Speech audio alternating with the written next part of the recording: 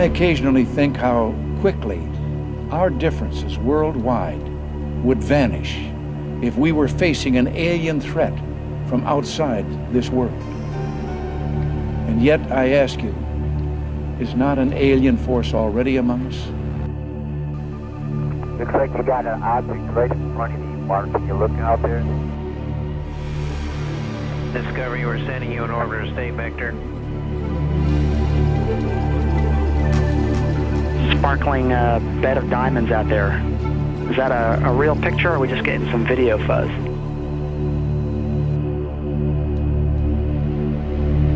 I don't know what it is. That one was really impressive. There are, on the other side of the coin, at least 5 proofs that the objects were not ice particles, therefore spacecraft, and they were either extraterrestrial or terrestrial, obviously.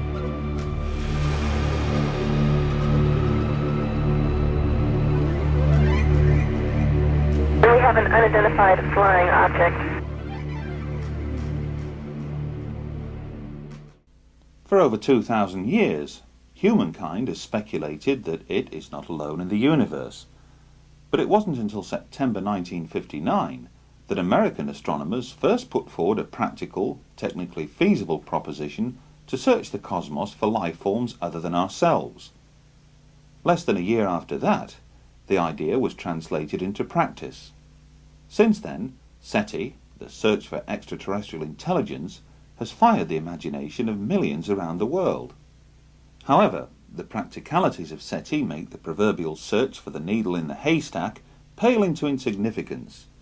In fact, it's been calculated the quest is more akin to delving for a 2-inch bodkin in a haystack 35 times the size of Earth.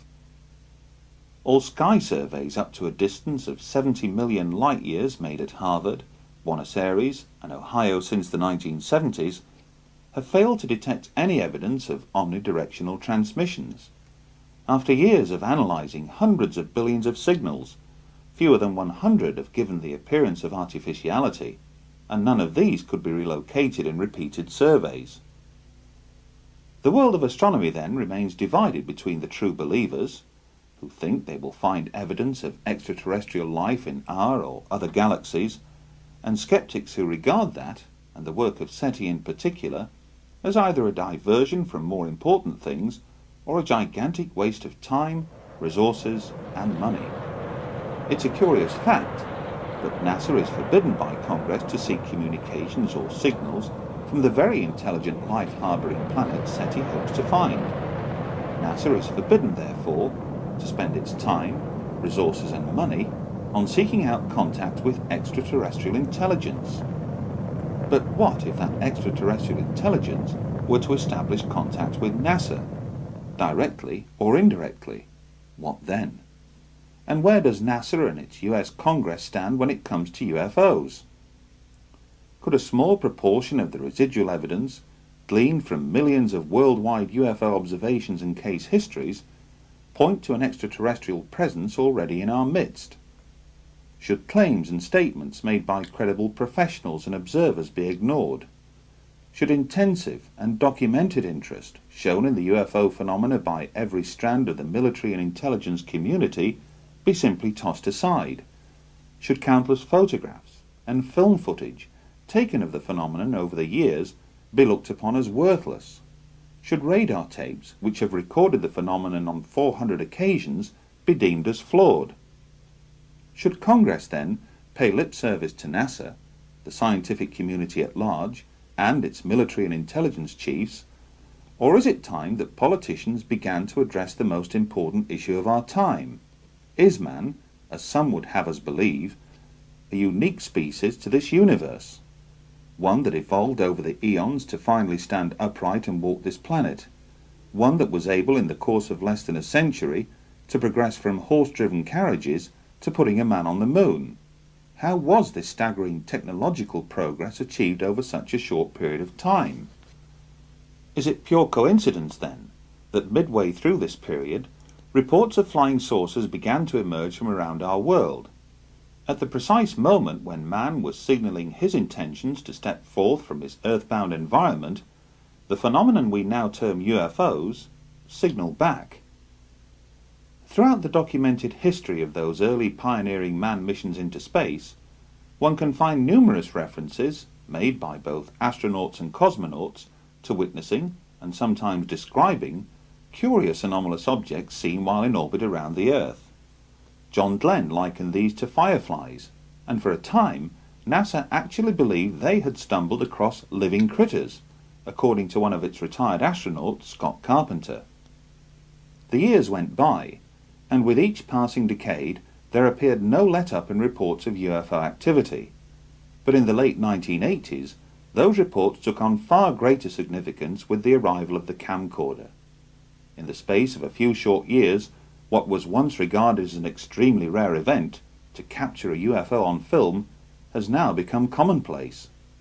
And while a sizable proportion of that video footage leaves most unimpressed, like the phenomena itself, a small residue of what remains can be termed impressive. In July 1991, millions of people throughout Mexico stared skywards to observe a solar eclipse. That day, several UFOs appeared in those same skies. Skeptics would later conclude that these were nothing more than planets or stars, but the video evidence, recorded independently at several different locations, suggested otherwise. Much has been said, written and claimed as to why more UFOs have emerged from Mexico than any other nation on the planet during the 1990s. Indeed, there are those who would argue that most, if not all, of the 5,000 plus hours of amateur camcorder footage taken of UFOs in the skies above Mexico this past decade alone is nothing to write home about. That the bulk of the footage can easily be explained. That some has been deliberately manufactured, while the rest has captured nothing more than passing aircraft, balloons, meteors, or falling space debris. Dependent on your point of view, the objects depicted in these sequences are either balloons or UFOs. Interestingly, during filming, the camera operators and those closest by never refer to these objects as balloons. Others liken them to spheres, a term first used alongside Foo Fighters when describing anomalous objects seen by Allied pilots operating in the Pacific theatre of World War II. Outside of Mexico, there have been other recorded instances where spheres have been seen and captured on film. Here are two recent examples. These spheres appeared over Stirling, Scotland during the summer of 1998. Local resident Brian McPhee borrowed a camcorder from his cousin after being puzzled by the repeated appearances of these objects high overhead. Some were seen to hover close to and then descend into or through the clouds. Elsewhere, some were seen to emerge from the clouds before darting away at incredible speeds. And take this as another example. Filmed in broad daylight over central London in July 1999, Christopher Martin was on hand to record the moment when this sphere appeared amidst one of the world's busiest air corridors. Was this a balloon? Or something else? But the term sphere is not just used to describe anomalous objects seen from the ground. Curiously enough, just 2 months after the Mexico eclipse, similar sphere-like objects were recorded by the crew of the Discovery space shuttle. Anomalous objects seen on the STS-48 mission footage, taken on the 15th of September 1991, have been explained away by NASA as nothing more than ice crystals, whose sudden movement was caused by the release of directional jet nozzles from the shuttle itself. What though the mysterious meteor-like streaks seen in the same sequence? And what of this counter-explanation to NASA's ice crystal theory by Dr. Jack Kasher of Nebraska State University? At least 5 proofs that the objects were not ice particles, therefore spacecraft, and they were either extraterrestrial or terrestrial. Obviously, that's the dichotomy that While many still remain unconvinced that the STS-48 footage captured intelligently controlled spacecraft in mid-flight, it was the catalyst that would persuade both UFO researchers and amateur astronomers alike to pay much closer attention to space shuttle missions in the future. And, as you will learn later, what showed up on the STS-48 footage would prove to have a profound effect on this individual, one that would eventually lead him to an extraordinary discovery. During 1996, there were two notable events.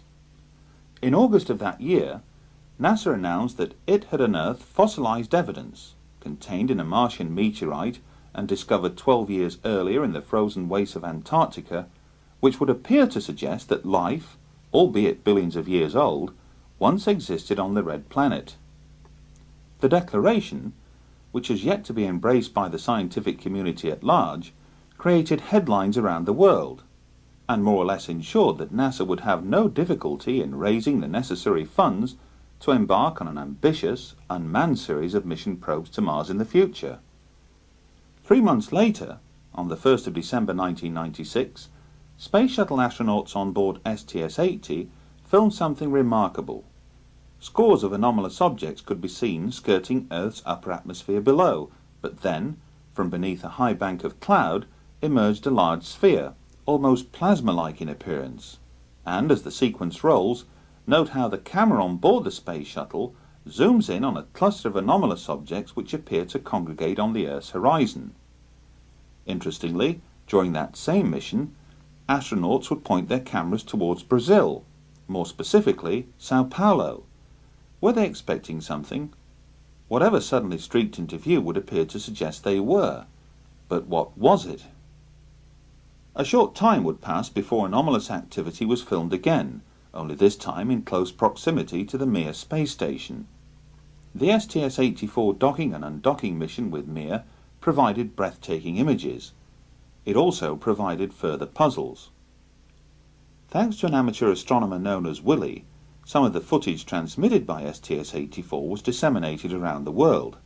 Hardly surprising, since it contains several remarkable scenes. Determining which one has most appeal, or greater mystery, is debatable. But why does this particular sphere suddenly come to a direct stop, hover momentarily, then move up and behind the Mir space station to emerge on the other side? And was this appearance of dozens of anomalous objects caused by the flushing of a toilet on board the Space Shuttle, or something else? Assuming then that this is mere space debris, would it not be considered dangerous to those on board both the Space Shuttle and Mir space station? To answer that question would require detailed analysis of pristine STS-84 footage, but NASA refuses to release any of it, and the question is surely, why? Signals from space can and do take on many forms, and while some dishes scattered around the world listen for faint traces of extraterrestrial intelligence from afar, others are designed to receive signals transmitted from much closer to home. During the 1990s, millions of miniature-sized dishes sprang up across Britain as satellite technology came of age. Both here and in countries abroad, many individuals chose to erect more powerful dishes to locate and access a wide variety of transmissions beamed back to Earth from scores of overhead satellites. In theory, the more powerful the receiver, the more choice it would offer. And, as we've already seen, some of those individuals chose to utilize their satellite dishes to monitor and record transmissions beamed down to Earth from the Space Shuttle.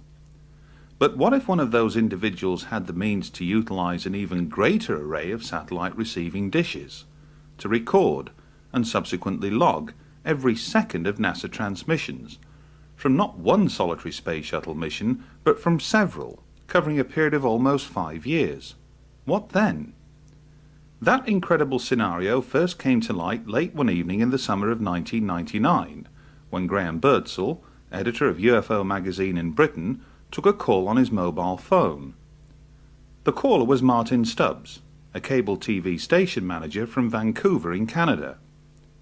For the next 45 minutes, Graham listened intently as Martyn proceeded to recount an extraordinary story in which he claimed to have accessed NASA's downlink transmissions originating from numerous Space Shuttle missions that stretched back over a period of several years.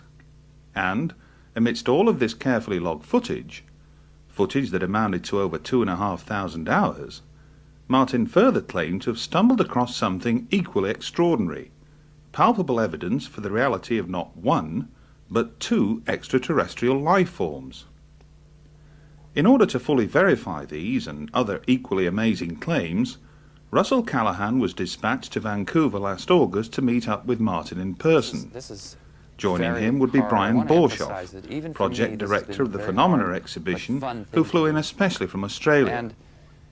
After spending an entire week in the company of Martyn, engaged in, for the most part, viewing countless hours of NASA footage, the staggering implications of what he'd uncovered soon became apparent. For although Martyn had come across countless further examples of mysterious sphere-like activity, his trained eye as an experienced TV editor had picked out something else, something that he would find compelling, something that others would later find amazing. At the conclusion of their visit to Vancouver, a tri-party agreement was reached, one that would ensure worldwide public disclosure, through methods and means that would soon become apparent in the weeks and months to follow. But why, on the strength of one phone call, did Russell Callahan and Brian Borshoff travel thousands of miles to touch base with Martyn Stubbs in the first place? Call it intuition, call it good luck, call it what you will, but on hearing Martyn relate his extraordinary story, he sent out a signal far more powerful than that generated by any satellite. And what better means to demonstrate the point than by having Martyn recount that story in his own words? Hi, I'm Martyn Stubbs, and I'm a resident of Bowen Island, Canada. Bowen Island is a small island of about 3,000 people just off the coast of British Columbia. The city we directly commute to on a little ferry, 20-minute ride, is the great city of Vancouver.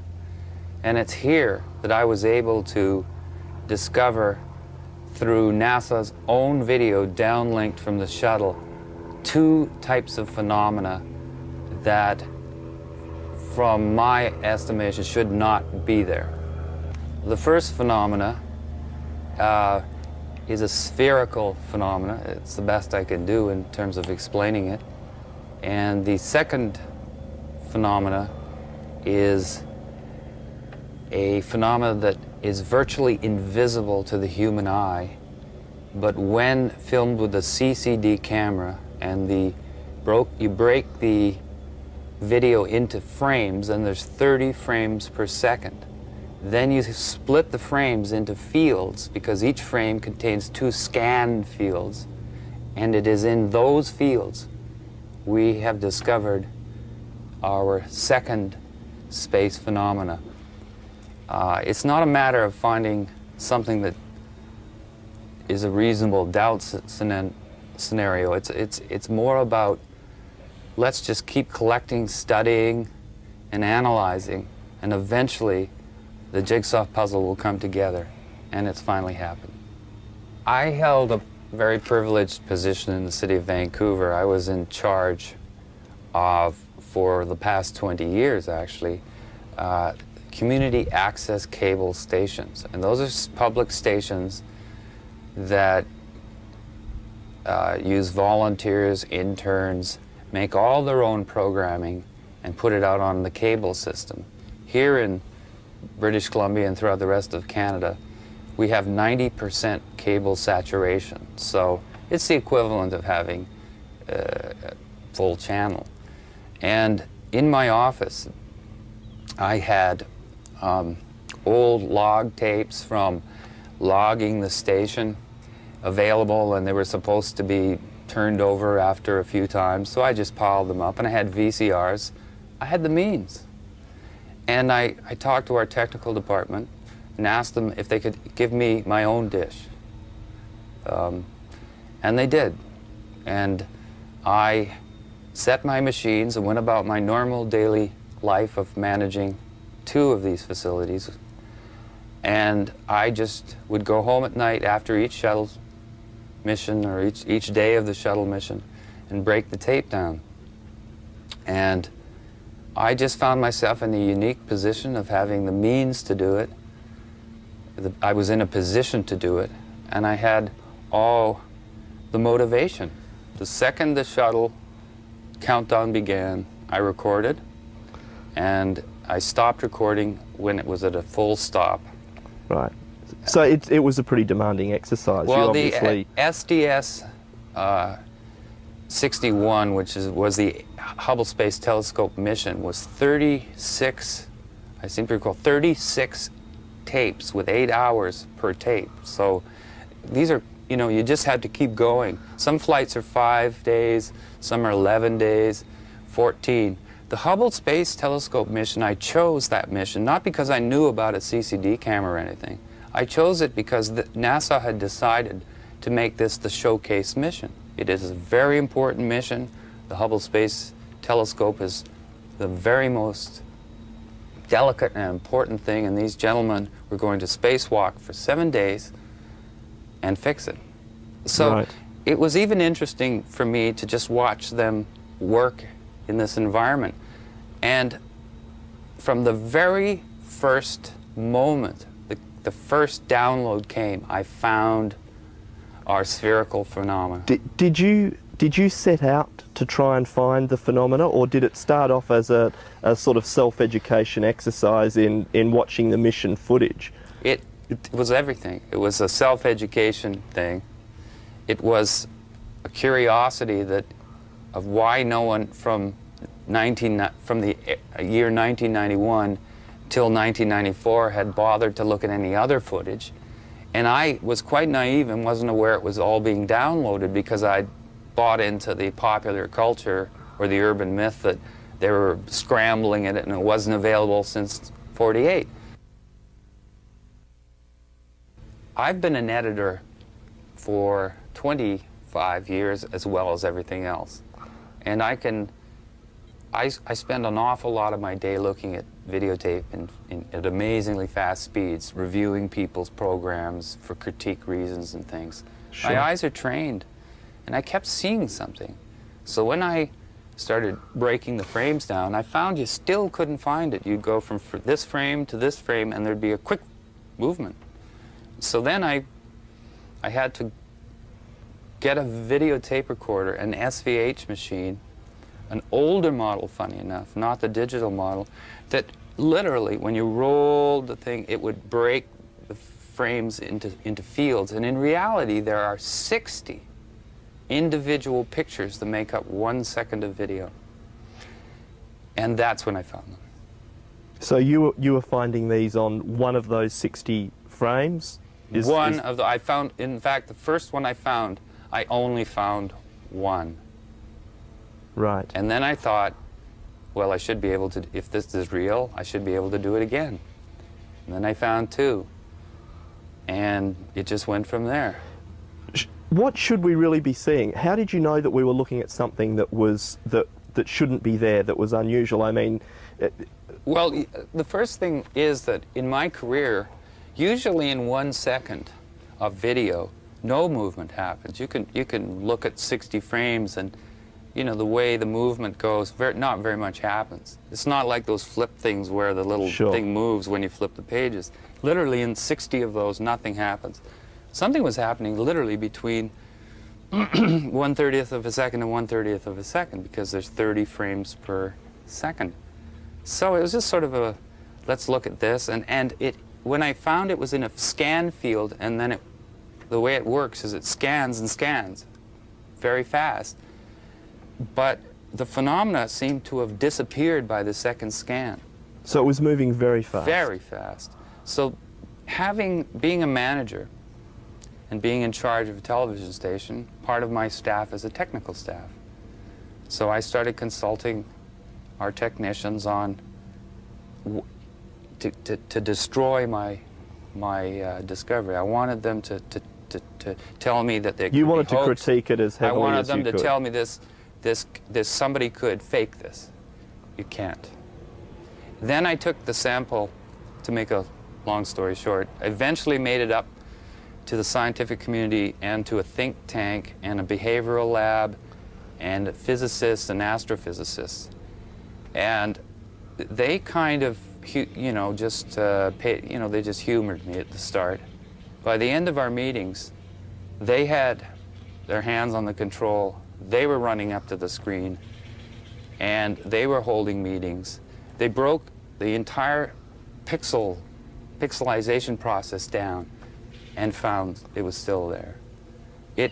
So they really didn't expect to see anything in the No. beginning, but by the time you No. finished, they were excited. I think they expected probably that we'd have more of a real-time phenomena, which is still spectacular. And probably, I guess, that they felt Yeah. they might be able to explain to you as something Yes. perfectly legitimate or normal Yes. for... Well, you never know who's in the Skeptic Society of British Columbia. For instance, the X-Files actor William Davis, who is the cigarette-smoking man in the X-Files, is a member of the Skeptic Society. So I never knew with these scientists what they were trying to do to me. Sure. But the amazing thing about this other phenomena, the one that's virtually, I would say it's invisible, although it isn't once you see it. You begin to see it all the time. Is it blew their minds. It blew their minds. Did they offer any explanation for what they thought it might be? Or are they as baffled? There's a professor at Simon Fraser, Professor Weinberg, who literally said it had to be it had to be actually there, doing exactly what it was, but he could not. He said we would have to go right to NASA. And eventually, we had a lecture at the planetarium here in Vancouver by one of the Hubble poobahs, the chief Hubble designers, engineers. That must have been a great opportunity. It was a great opportunity, and what was interesting is when we showed him the spherical shapes on video clips, on video stills, he was comfortable, which meant, he could throw the ice crystal theory, because it was a very small sample at that point. It was only the first time I'd ever done it. At that point, he confirmed that what you were showing him were ice crystals, or...? No, he just thought that was basically... He accepted that it was a phenomena of some sort.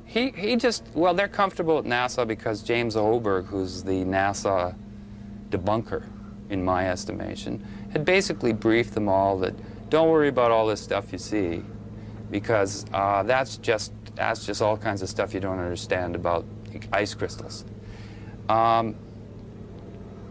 So he didn't have any, it was the Hubble fellow at the planetarium after Yes. the lecture with the head of the planetarium.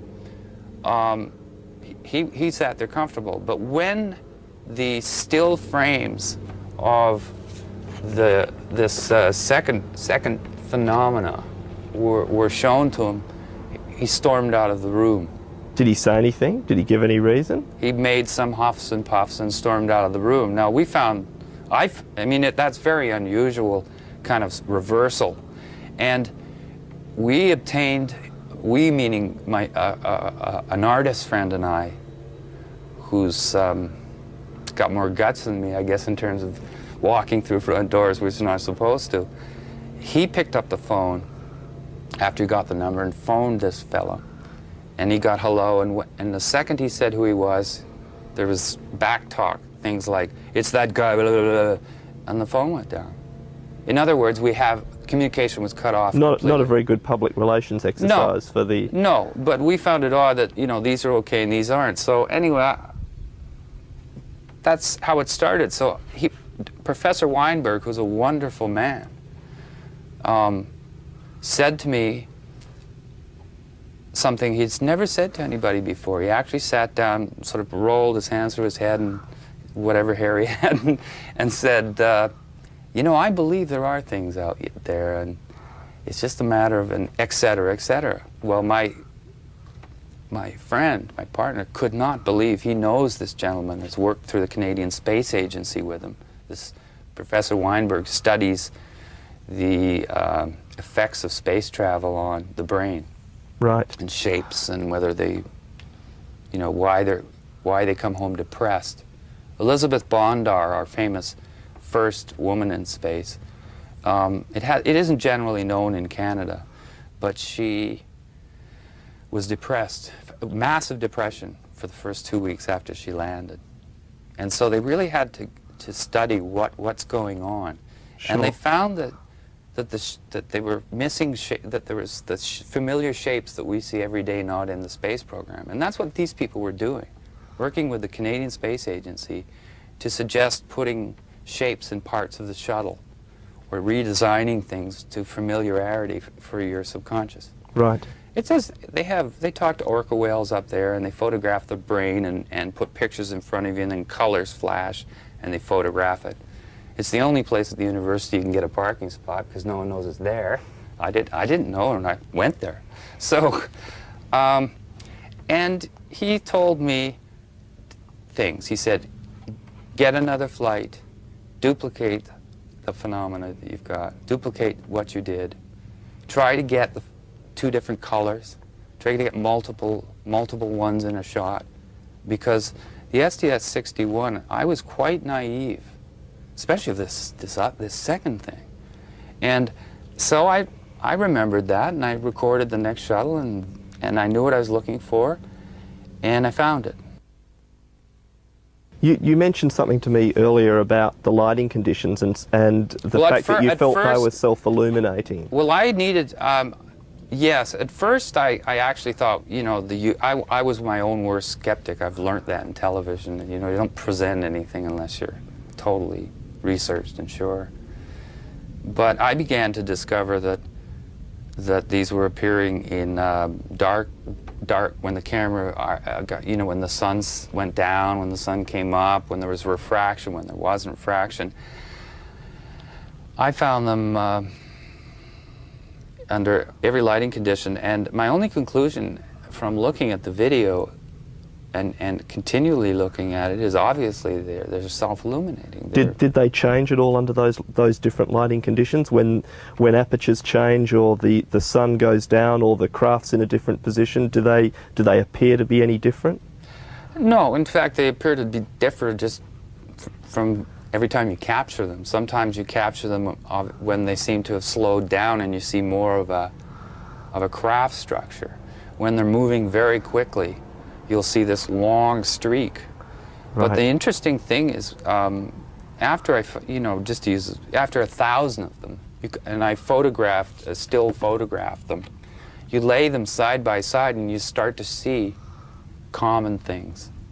You start to see markings. You start to see kind of shape. You know, it's not. So you've almost been able to classify them in a way. Well, actually, I've been calling them the second phenomena, but the way I see this is everything to date that has been shot by humans from here, from the ground, I call one. That's one. The space phenomena, the spheres, outer space, that's shot from NASA's cameras is 2, and I thought it would stop at 2. But this phenomena I call number 3. There are 2 space phenomena. And this third phenomena, I don't blame people for not discovering it or anything. I don't think anybody has tried not to discover it. Well, it sounds to me like you had to go through a lot of work. I just wonder how many people with my technical television background have tried this. And I don't think a lot of scientists have. I just know that Professor Weinberg was absolutely knocked out of his... He just couldn't believe it. And as I built the sample up, I didn't believe it more. I couldn't believe it. I mean, it's reached the point. But I don't want to take anything away from the spherical phenomena. The second phenomena, to me, is absolutely unimpeachable in a preponderant sense. You know, I was quite satisfied with finding 2. What phenomena 2, the first space phenomena. Sure. And I still am. But this third phenomena is so against all of what we expect it to be that it's intrigued me much more. It's no archetypal, no... Martyn, going back a little way, you mentioned being your own worst critic, if you like, or debunker. Have you endeavoured to find video footage or feed from other sources to compare with yours? Oh, good one. Thank you. Yes. I did everything. I taped through 2 different cable systems. I taped into direct dishes, And then the most extraordinary discovery of all was I recorded CNN's live feed of a recent shuttle. I think it was STS-86 or 84, one of them, of the docking. And even though I guess a lot of people were looking for the spherical thing that knew about them, I was looking for the third phenomena, because I can see it now, you know, with that, my eye can catch it. And this to me would show that it has nothing to do with my machines, and it has nothing to do with the dishes, and this looked like good. And it also was a great chance for me to prove to myself that what you were seeing was really there. I believe that if this is there, it has to be there all the time. It can't not be there and be there. And so I figured I'd take the biggest chance of all. And so I broke down the CNN footage. There they were. And even on the CNN footage? Yes. And well, it's documented, and I don't think CNN even knew what they were seeing. But what stunned me is that was almost, well, how much more do you need, you know? I really did not, I didn't want to come forward with the third phenomena, but then the second space phenomena, until I was able to be absolutely certain that this had some substance to it.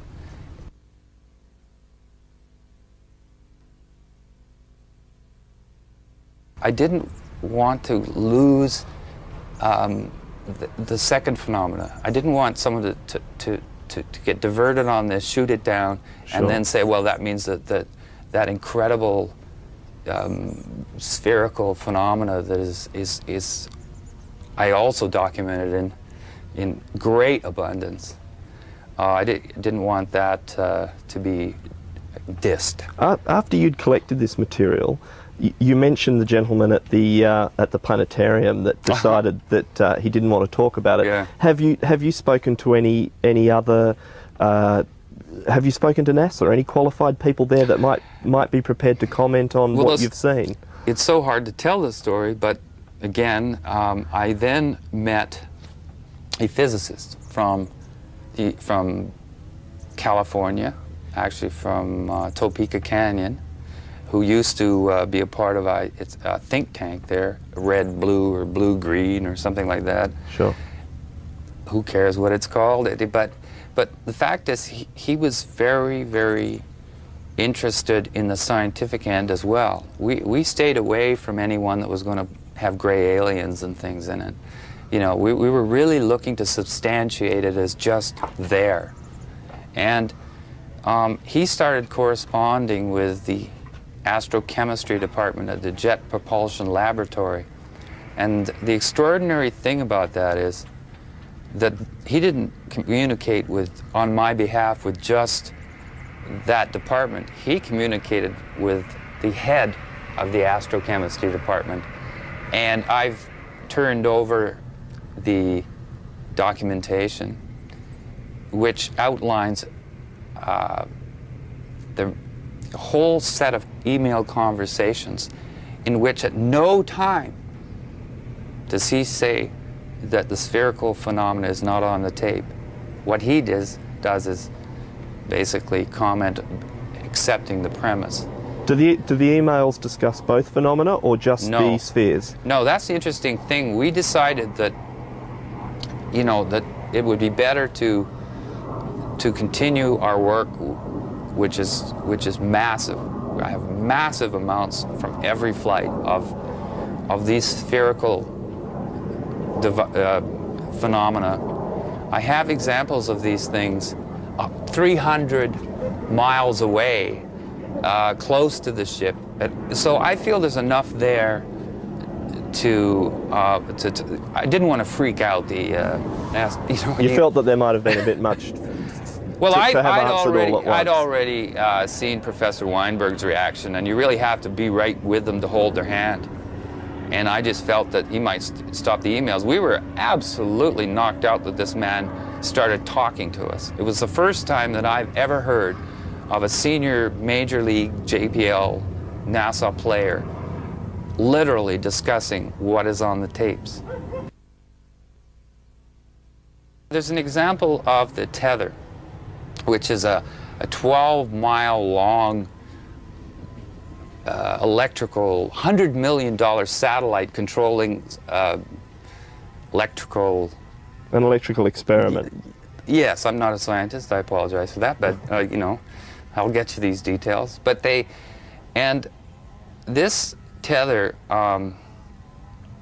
they are busy showing us from the moment it broke to the moment it's 300 miles away. And at every point... It broke? Yes, mysteriously it broke just in the right place. If it broke a little bit too close to the shuttle, it would have taken the shuttle out. If it had broken a little further on, it would have maybe destroyed the wing or something, you know? Because you hear the astronauts say, well, it couldn't have happened in a better place, you know? And then, just to continue on the distance, as these things started swarming it, and as this thing drifted away, they're continually showing us, or NASA, I guess, you know, through the downlink, this $100 million satellite. And the phenomena followed the satellite. This is the second, the spherical phenomena. The spherical phenomena. And are NASA commenting on these things as this is happening? Oh, at one point they asked, and the astronaut says, well, it's a little bit of debris or something, like you'd think he'd know, that follows us around, sort of. That's, you know, it wasn't like, oh, this is this. And then they dropped it. There's a few of these things in the footage, or are there a lot of them? There's more than a lot. If you've ever seen a hornet's nest after you've thrown a rock at it, you know, that's what it's like. And how do you count the hornets? So they're all going in different directions. And I use tricks like fast forward, because when you go in fast forward, if they're all stars, they all go in the same direction. You know, these things are all moving. But what was very interesting is they're saying, how far is the tether? Well, the tether is now 100 miles.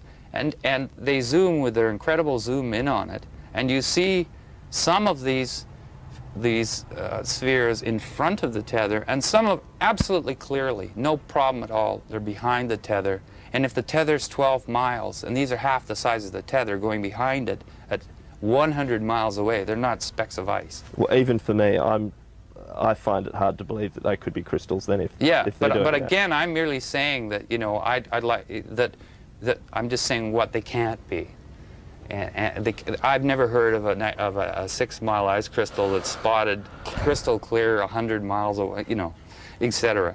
So there's hundreds of those examples. Then they've called them on the different videos. One time they said they were shooting stars and meteors. Then the same phenomenon appears on the next flight, and it's ice crystals. And then the next phenomenon appears on the next flight, and it's debris. You see what I mean? They've already established it on STS-70-something that it's... I seem to remember something about fireflies at one stage from a long time ago. I believe this spherical phenomena first appeared to John Glenn as early as 1962. And he did, and it continued. We have documentation from various publications that shows that they know clearly. They didn't have an answer for 3 to 4 space flights. They had an answer to what, you know, the blue haze around the Earth is. You know, it's they had an answer to just about everything else. But there's this very interesting thing about 3 or 4 flights in, where it says John Glenn's fireflies spotted over Perth. They're still calling them John Glenn's fireflies. And we have an astronaut making the comment on the 25th anniversary of the moon flight. He says, it's hard to believe, but he says it's a fact that we thought that John's fireflies, again, Glenn's fireflies, were living critters. Now, at no time have I've read everything, and at no time have I ever heard that before, that NASA concluded originally that the fireflies were alive. So they were still calling them John Glenn's fireflies 4 flights in. There's another interesting thing. If you look at John Glenn's original photos, which I have, which he bought a camera at a Cocoa Beach drugstore, even though the shuttle or the whatever capsule that I've forgotten, even though they had a camera on that, he took his own. And when he saw the fireflies, and it's all documented, and it's even in the movie The Right Stuff, he holds the camera up while the fireflies are above his head, and he says, "I better film or you guys are going to think I'm nuts." And when you see those pictures, and you see the pictures of the shuttle today and the Mir, you see the same phenomena. Sounds Little, like it might be spherical. an interesting exercise to show John Glenn the footage that you've now got and let him comment on that. I challenge NASA, JPL, Story Musgrave, astronauts, and especially James Hoberg to debate me. Because it's one of those situations where if they haven't done the homework I've done, and they don't have the video I have, and they haven't done the research, and that they don't have a chance. I wouldn't be able to downlink what I got. I wouldn't be able to find the things I've found and do it consistently like I have been able to do if NASA really wanted to hide it. Although you did mention to me, Martyn, And- that they shifted a satellite at one stage, or... Yes, they've done some shifty things, and there are military people as well as the non-military people. For instance, there's a flight I have where it's basically the entire flight was the control room except for the spacewalk. The spacewalk was to test the new backpacks, and it's a famous walk because the fellow flipped around, the astronaut flipped around and couldn't stop. So that's what made the news. But if you look at the whole spacewalk, and everybody in the media had the chance, there's a point where he says, "There's not, Mark, will you look out there? There's an object right in front of you." And the military fellow says, "I don't know what you're talking about." Now just think to yourself, if I said there's a bee about to sting you, wouldn't you go, "I wonder where that is," or something other than, "I don't know what you're talking about"? First of all, what do you mean you don't know what I'm talking about? If I'm in outer space and I'm flying around and my partner says there's an object in front of you, I wouldn't say, "I don't know what you're talking about," and then his next line is, "Never mind." And then the third astronaut says, "Am I missing something?" And he says, "Don't worry, the lens filter came off," now confirming the size and how close it must have been. Going, and it's flying off at 10 o'clock and 11 o'clock. Now, when they first mentioned the object, the shuttle camera, you couldn't see it. So I wasn't looking for it. They drew my attention to it. I looked, and there the object emerged. And the third thing he's saying to the third astronaut is, "Don't worry about it. Don't worry about it." You know, it's the camera filter. And then he even confirms, off 10, 11 o'clock, 10, 11 o'clock, you know. And then there's a pause, and the control room below tells him to stay vector. Shut up. Stay on course. Continue with what you were supposed to do. And then they continue as if nothing happened. As if nothing had happened. Yet it's right on tape. Audio, video, and you see the object they're referring to. So, but my point was they didn't hide that from me. They're challenging us to find it. And my only question is, how come there aren't more of us out there finding it?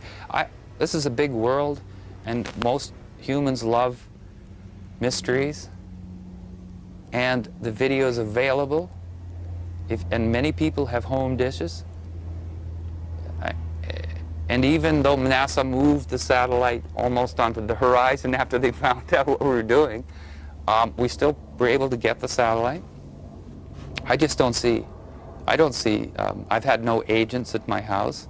I've communicated with the Canadian Space Agency, but I can't, for their protection at this point, I can't give you the name, but let me just say that we ran it by our own country's space agency due to the connections we had. And what was their comment?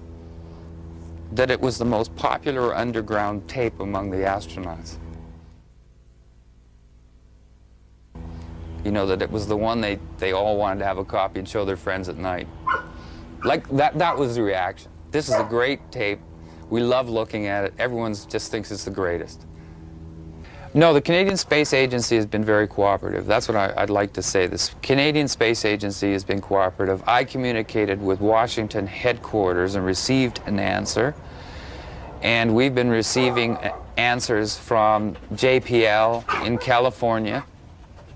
Everyone's talking to us. No one's threatening us. And all the video has been totally available the whole time. So I don't hold that NASA is going out of their way. I think they make it difficult, like anybody. When I used to hide Easter eggs from my niece and nephew, you don't make it too easy. My dog doesn't make it easy to find the bones he buried. And it's not easy to do. This is very hard. I want to emphasize that even for me, this has been a very hard but fun thing to do. And I think the preponderance, I think you have to do what I did. You have to record every moment of every flight over a period of years if you're looking to substantiate something of this magnitude and importance. I took what Professor Weinberg of Simon Fraser University said very seriously. If you really want to do this, duplicate it. Get it in every lighting condition. Get it under every circumstance. Get it in every circumstance you can. And the one that made me happiest, funny enough, was almost the last flights I recorded, because I got it in black and white. There was a CCD camera put on one of the flights, and I thought that's the charge coupling device, which is an electronic way, rather than the old tubes, these big tubes that are slower on their scans. So as soon as the faster scanning and tube CCD was on the black and white, I challenged myself again. You should be able to find them, and I did. So I've got them in black and white, but I've got them under, and I know which camera. I now know where to look for them. I know what events. When in STS-80, when the door wouldn't open, you know, they had the spacewalk scheduled, and the door wouldn't open. I remember watching that and seeing all of this third phenomena, the second space phenomena, but the third phenomena, all around the door. And they were moving the door and trying to get it open. And I'd never seen this phenomena do that before. And then a flight or two later, the astronauts were commenting right on the feed that there was something had come through the door. They were seeing these flashing colored lights. Oh, that flash. Oh, that light flashing off of HST there. I thought it was me. What? I just thought of it in my imagination. Yeah, I saw it too, so it's not. There was two of them.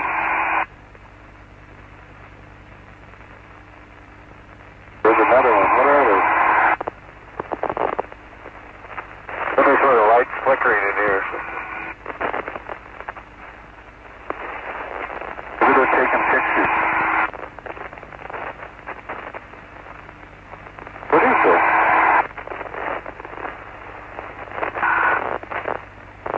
There's this thing passing in front of us.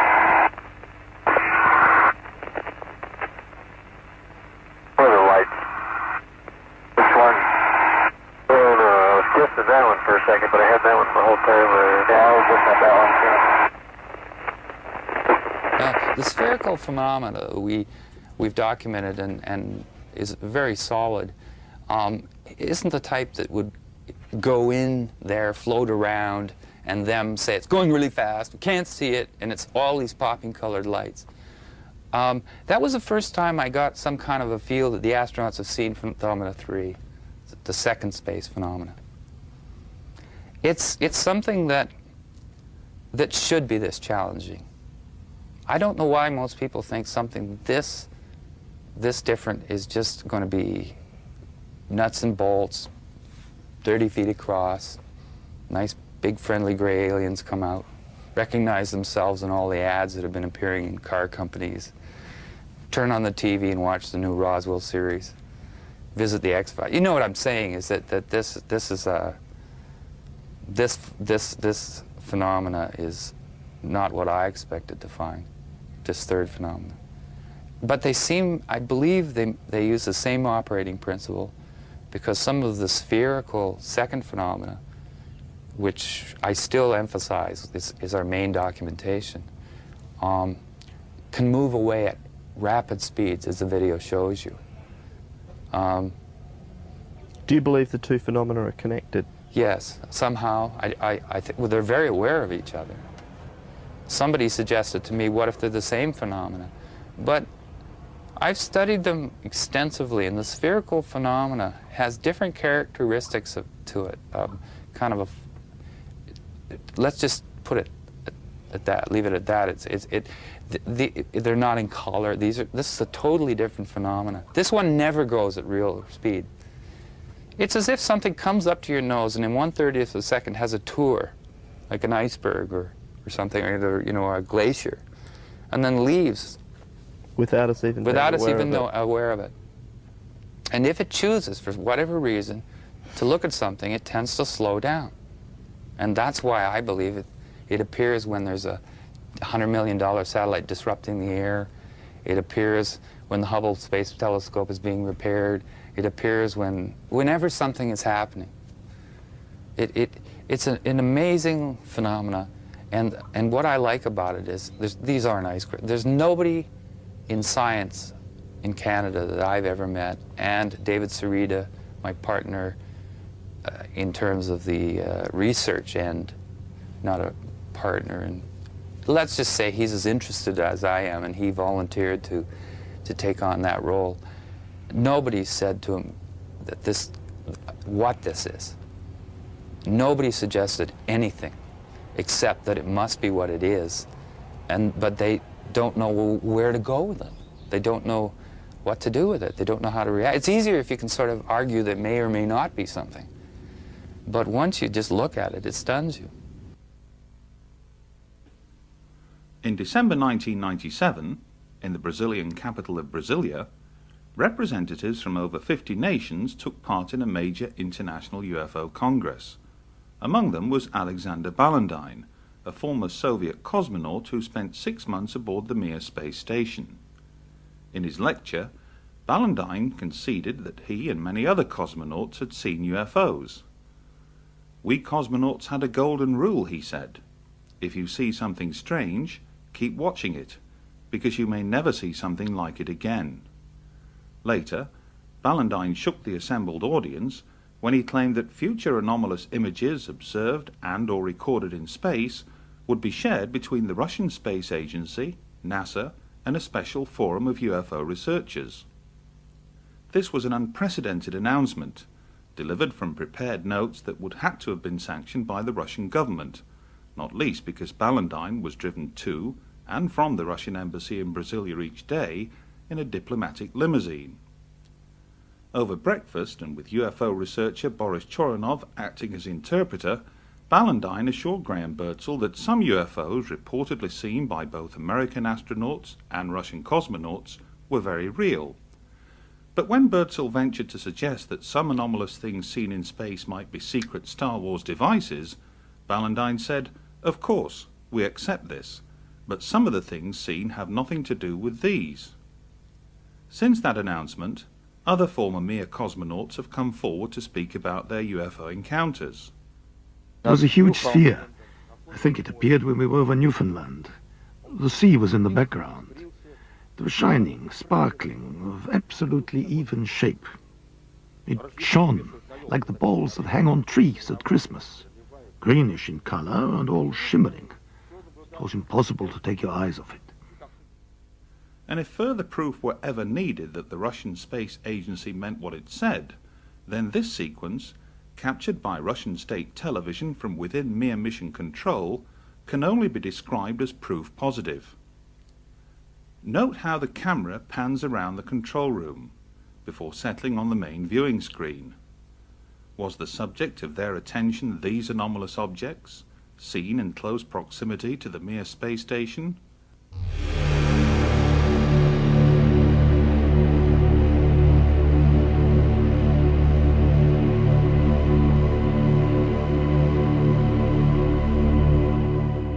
Intriguingly, here's the exact same sequence, only this time recorded by Martyn Stubbs from NASA's Downlink. Compare the two. These objects are patently of interest to those watching in Russia, so might the same be true of their counterparts at NASA?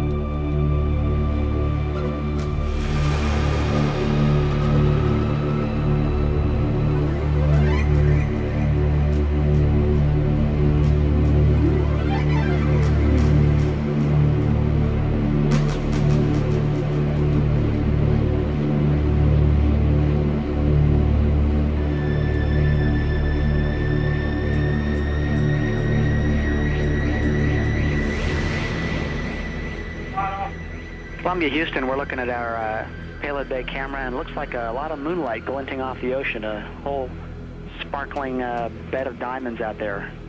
Is that a real picture, or are we just getting some video fuzz?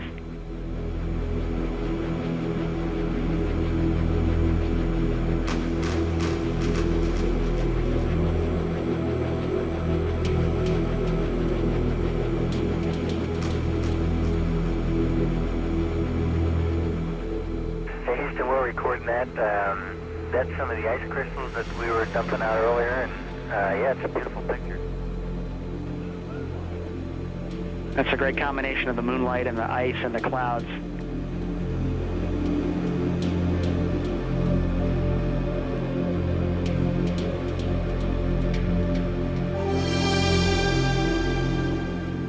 Yeah, it's a combination of moonlight making those ice crystals sparkle, and maybe as well as some of the sun starting to come up on the horizon. Well, thanks for the picture.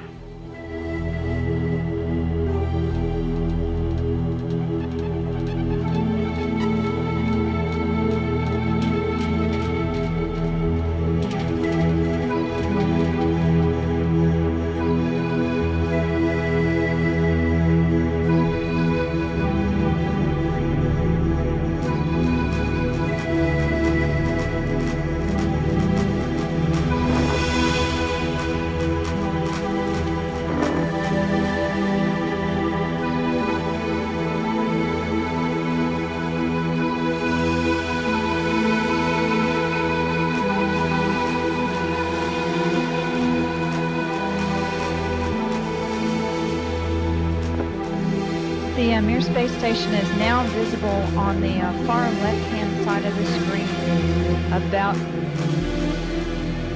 an inch from the bottom of this particular picture.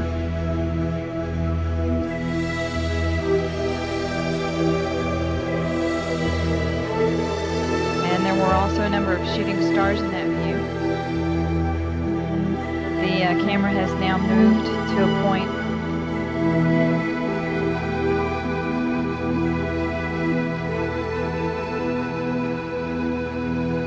Okay, the Mir space station is the small flashing light in the center, about an inch from Camera Charlie Adam. the left-hand side of the screen. It's slowly... Now the hell on the camera. It is slowly moving closer to the left-hand side and is it has a very light flashing to it. We think in the middle of the screen, way to the left-hand side.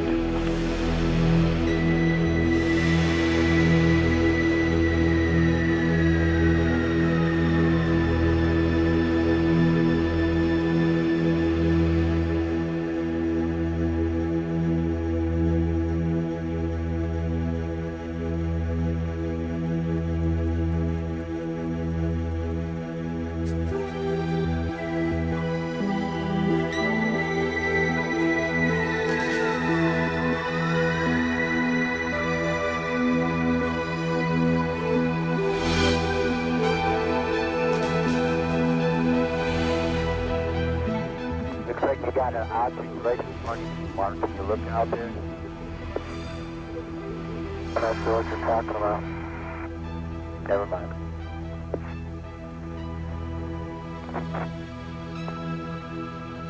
Are we missing something? I don't see anything. Yeah, we think the camera filter came off, Mark. It's about your 10 o'clock, 11 o'clock going away. Don't worry about it.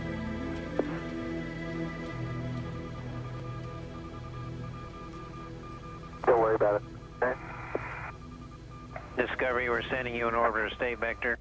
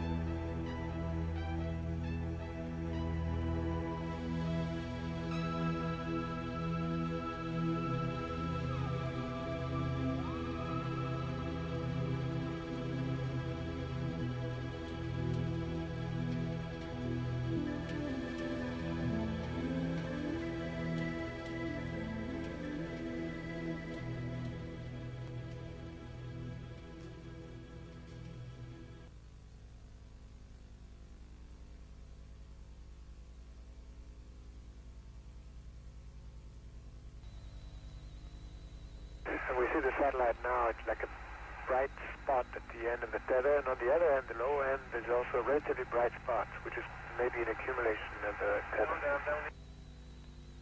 And we are downlinking camera Delta now. Okay, we copied and understand as you're viewing it on the monitor, the satellite is at the top of the tether.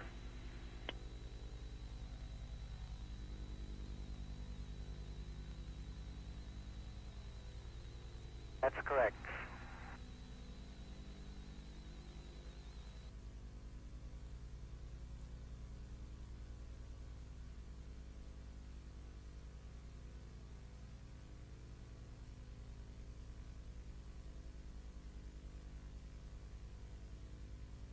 Columbia.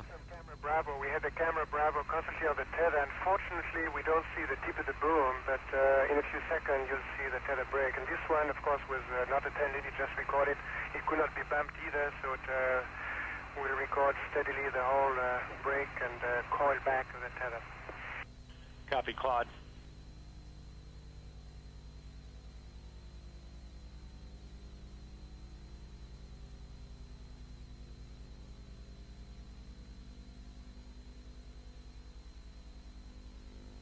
We go.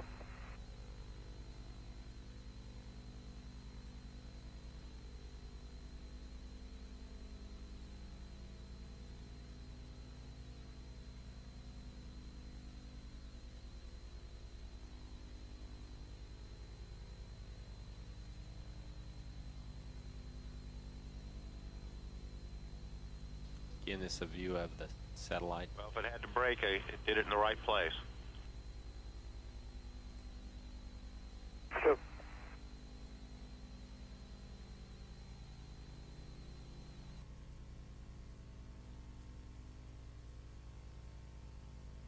The left-hand corner there, straight as an arrow.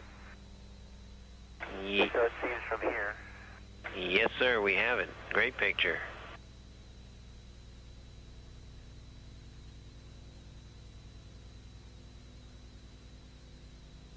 It came and went pretty quick, but that was about as much as we have of it.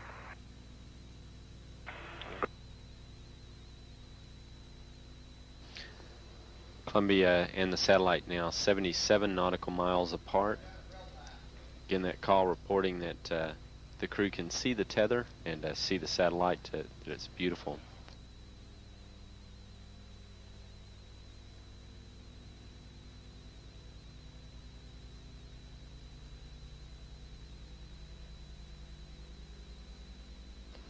This view showing the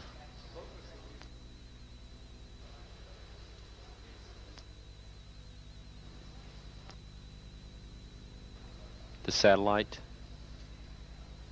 Again, just moving into sunrise. 81 nautical miles now from Columbia.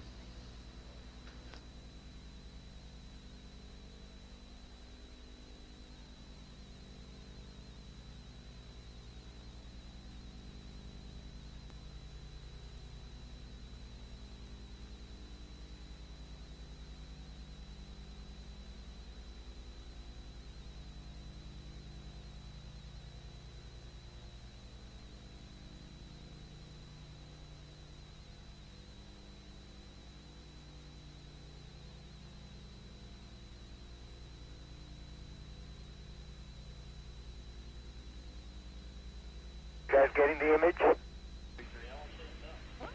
Franklin, we see a long line, a couple of star-like things, and a lot of things swimming in the foreground. Can you describe what you're seeing? Well, the long line is a tether, and there's a little bit of debris that kind of flies with us, and it's illuminated by the sun at such low angle. So there's a lot of stray light, and it's getting washed out quickly, but Claude is trying to do a quick, good job here adjusting the cameras. Copy that. Again, that description by the crew, this is the tether in the satellite with approximately 12 miles of tether still attached to it. Columbia and the satellite now just passing over the west coast of northern Africa. The two spacecraft now 90 nautical miles apart.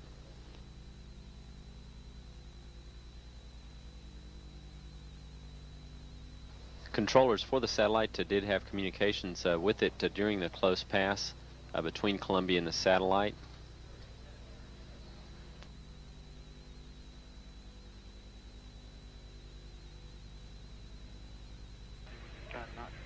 Columbia, Houston, that's a much better view, a lot more contrast visible.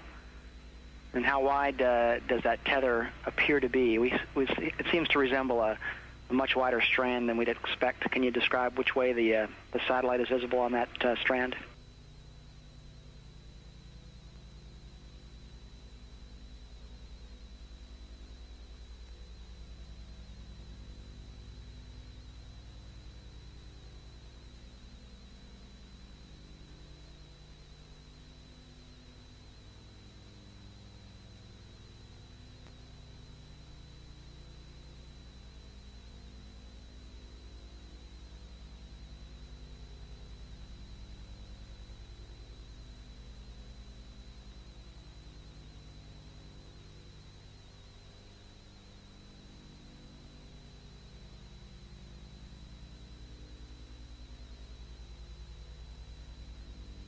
Satellite now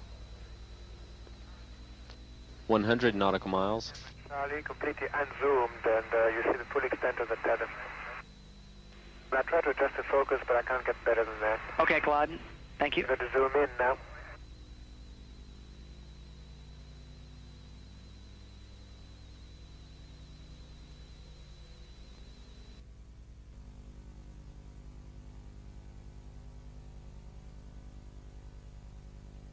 It should mirror exactly what she's doing on the inside. Okay. Right now, the handle is installed with the tab in the unlocked position. I'm going to rotate the tab to the locked position now if you're ready. We're ready. Okay, we are fully seated in the locked position. Okay, Tammy, we didn't see any motion on the outside. If you would, go ahead and move it back to the unlocked. Okay, I'm pulling back to the unlocked, and again, it's only going about 3/4 of the way, will not lie flat, and will not seat, as I mentioned earlier. And Tammy, if you could, simultaneous with trying to put it in the unlocked position, if you would move the handle a little bit back and forth. You bet. Okay, that's in work now, Bill. Okay, and we can see the handle moving on the outside. Okay, and but any indication that the lock is being actuated? No, we can't see any indication of that, and it just may be a bad angle and too dark. Amidst the 2,500 hours of NASA footage recorded by Martyn Stubbs, we have seen countless examples of the spheres, the first space phenomenon. But until now, few have ever come across, least of all seen described, what has been labelled the second space phenomenon.